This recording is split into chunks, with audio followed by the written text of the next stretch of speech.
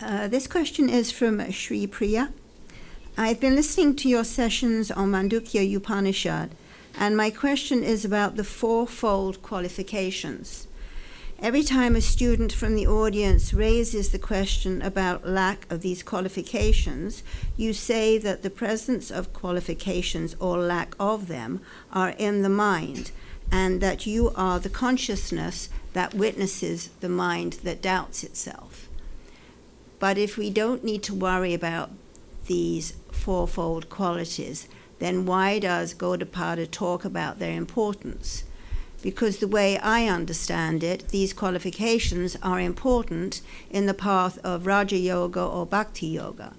But in the path of Advaita, it looks like we can succeed without it. Am I right in my understanding? No. Big no. But I'm glad you raised this question. Not at all. In fact, let me be very clear. The fourfold qualifications are qualifications required, demanded in the path of Jnana Yoga, not Raja Yoga or Karma Yoga or Bhakti Yoga. It is Advaita Vedanta which demands these fourfold qualifications. In fact, if you take up any book, traditional book of Advaita Vedanta, Vivek Chudamani, Aparoksha Anubhuti, Vedanta Sara, all of them will begin with fourfold qualifications. Advaita Vedanta. In fact, it's just the opposite for Bhakti. Bhakti will keep on telling you, don't worry about your qualifications, come straight. Qualifications are necessary in Bhakti also, but we will take care of your qualification. We will help you to develop those qualifications.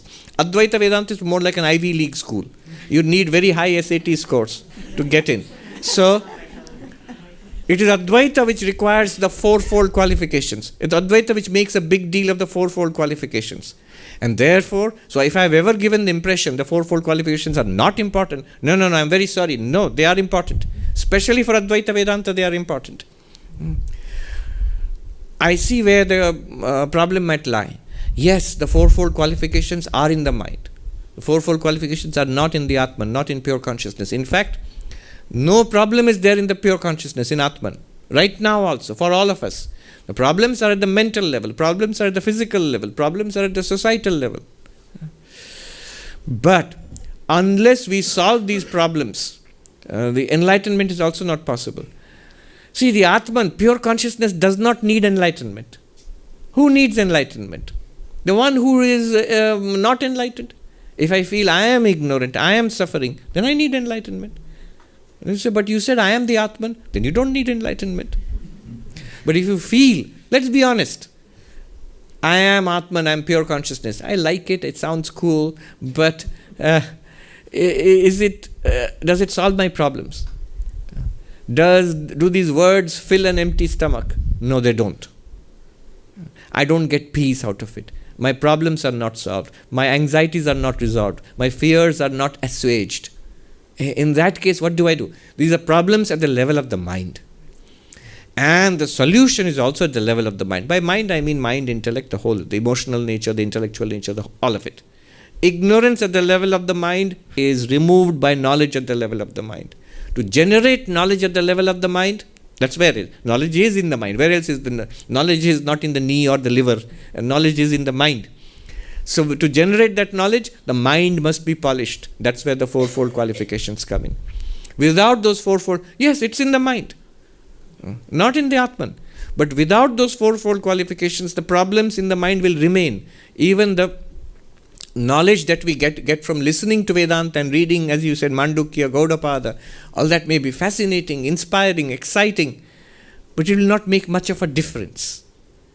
Because the mind is sabotaging that knowledge all the time.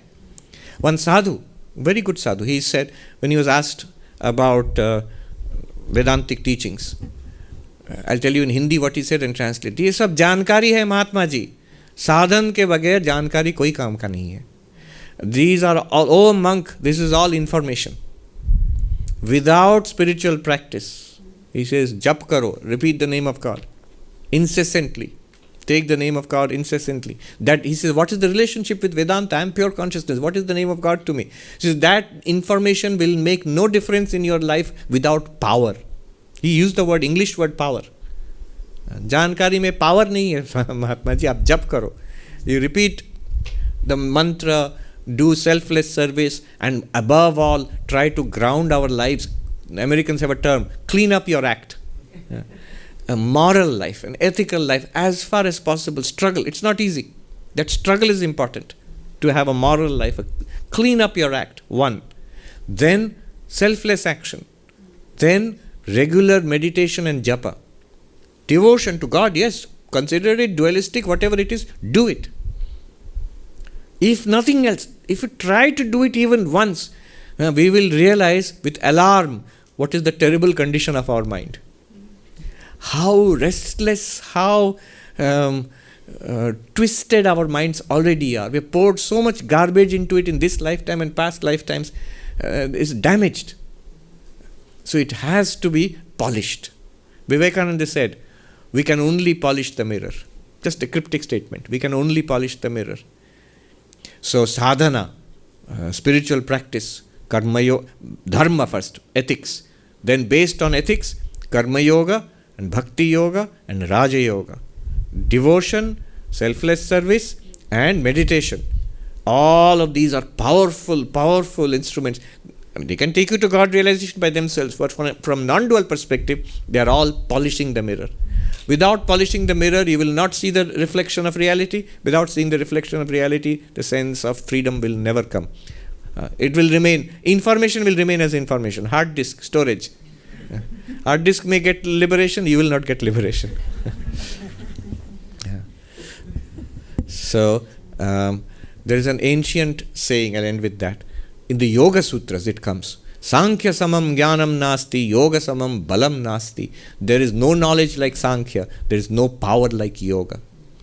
What is the Sankhya, ancient Sankhya knowledge? I am pure consciousness.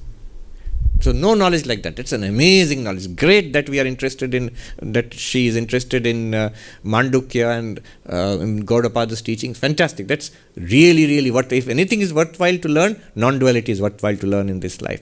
But it must be supported by yoga samam balam nasti. There is no power, like that sadhu said, there is no power like yoga. And that yoga is basically spiritual practice of all sorts. Karma yoga, bhakti yoga, raja yoga. That gives power. That makes that knowledge shine effectively and remove the darkness in our minds.